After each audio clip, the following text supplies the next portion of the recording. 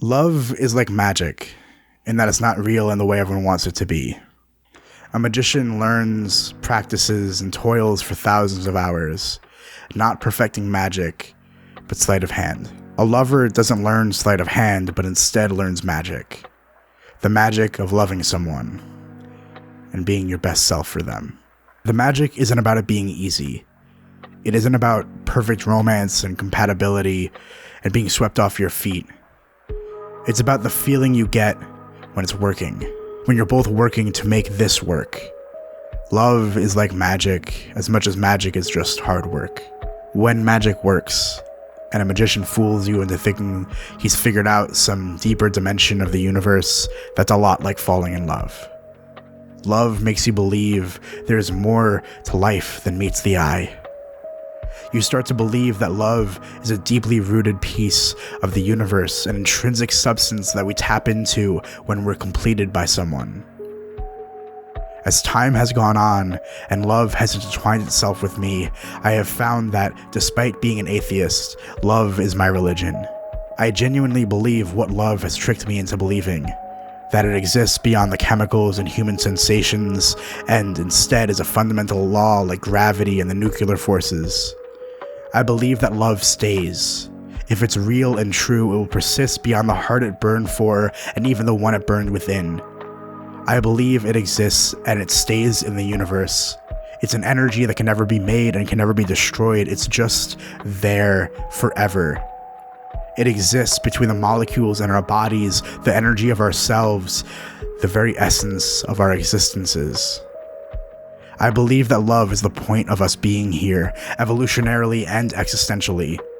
If we do not love, how can we create more of ourselves? But if not for love, if not for the very essence of self, why would we so desperately desire to be completed? Love is my religion in that love completes me. I desire nothing else but only to love. Like how a Christian desires nothing but to be good in God's eyes, love is my religion. It may sound like I've contradicted myself to say that love is hard work, yet love is also intrinsic, but both of these can be true. Life is intrinsic, yet we work to stay alive every day, even if you don't always realize it. In every moment, you have biological inertia. If you're alive this moment, you're almost guaranteed to be alive the next. Things can interrupt this, freak accidents, aortic aneurysms, and the like. But this biological inertia has to be respected. If you don't eat, drink, sleep, and otherwise take care of yourself, it can be taken away from you. Love is very much the same way.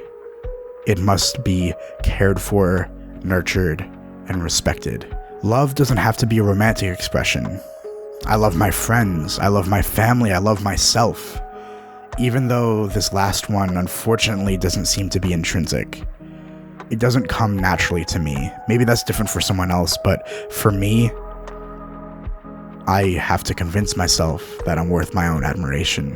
This is a slippery slope because self-love can feel like it's morphing into narcissism or just having an inflated ego. I try not to toot my own horn too much.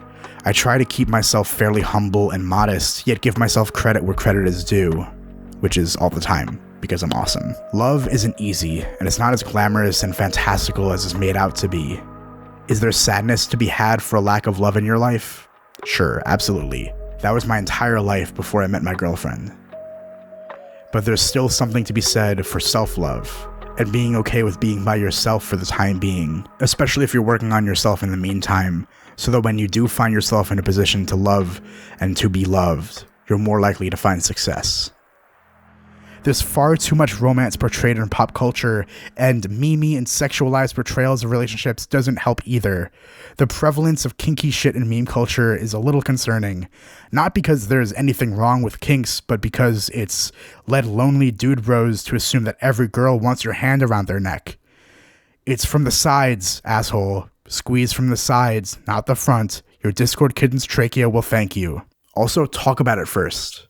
Chances are she won't be into it. Not everyone is into every popular kink. Some people are not into any kinks at all. I know, shocker. The largest piece of advice I'll give you before ending this video with a reworded version of the platitude from the beginning is that you need to communicate. Where it comes to any love, communication is the most important thing. It's been said time and time again because it's true. You're spending a lot of time with your significant other. You need to communicate your feelings to them. You don't know what feelings are? Go to therapy. And then come back and talk about your feelings. Something upset you? Talk about it. Don't yell, don't accuse, explain why you're upset, and discuss with them how this can be avoided next time. Hell, even with your friends, when you're with the homies or the girlies or the non-binaries, you can communicate effectively with them too. There's never anything wrong with communicating. If they don't like how open and honest you are, that's on them. That just means that you are more mature than them. This can extend to yourself. I know, shocking. You can have meaningful communication with yourself through therapy, meditation, and the like. You can understand yourself better. You just have to be willing to listen to and understand yourself. Introspection is key here. There are so many forms of love, and many different manifestations of each form. Love is infinitely complex and confusing, and is also one of the best things about being alive. Sometimes I look at my girl, and I don't understand how I got so lucky. I don't know what I did to deserve her. Love is like magic, and that it's not real in the way everyone thinks it is. It's more real. It's not just in movies and TV shows and Discord memes. It's also in real life. Not in the same way that it's usually depicted, but it's real. It's beautiful, and it changed my life. Because my Rosie changed my life. Thank you for watching.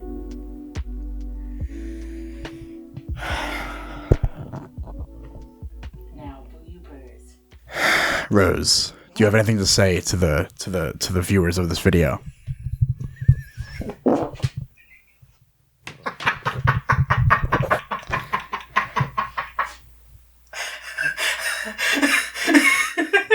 I didn't put on it. I put it. I put the mic here, my butt was there.